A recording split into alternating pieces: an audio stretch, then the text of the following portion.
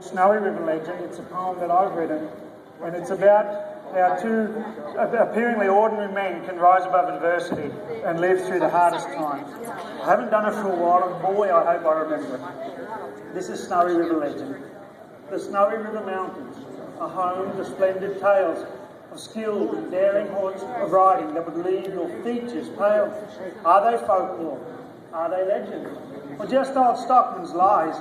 Is there truth behind these stories played out beneath starlit skies? Did the man from Snowy River really take that daring leap? Or was it just a vision come to banjo in his sleep? Do the stockmen know that country like the back of their own hand? Do they bond with horse so strongly that as one they roam the land? Does disaster or an urgency bring a hero into sight? Does a scrap for life and death cause a noble heart to fight? When the Snowy River Mountains were caught alight in flames, the title of a hero was waiting to be claimed, and many stood to challenge the flames and daunting plight. Firefighters, tireless workers toiling boldly day and night. The fire had swept the mountains, no ridge, no plain untouched. Local owners stood between the fire and land they loved so much.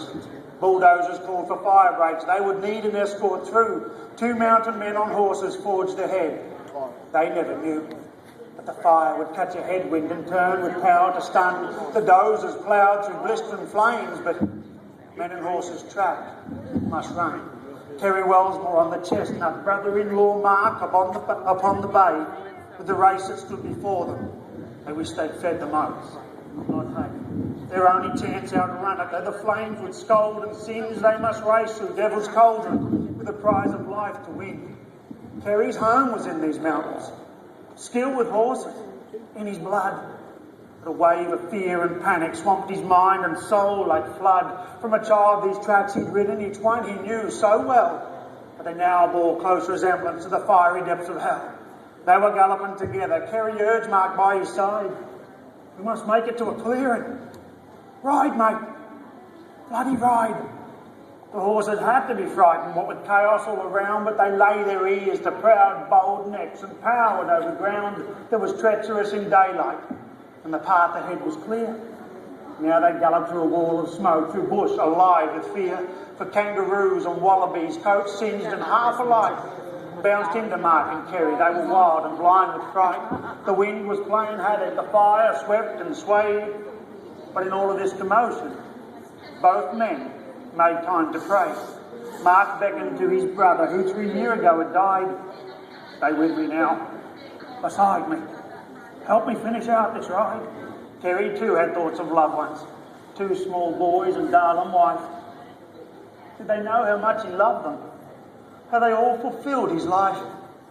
Would he ever see the dawning of a new day with his clan, or would his body fuel the fire as it rampaged, bucked and ran? They were jumping fallen timber, barbed wire fences, broken ground. The pounding of their hearts was drowning out all other sounds.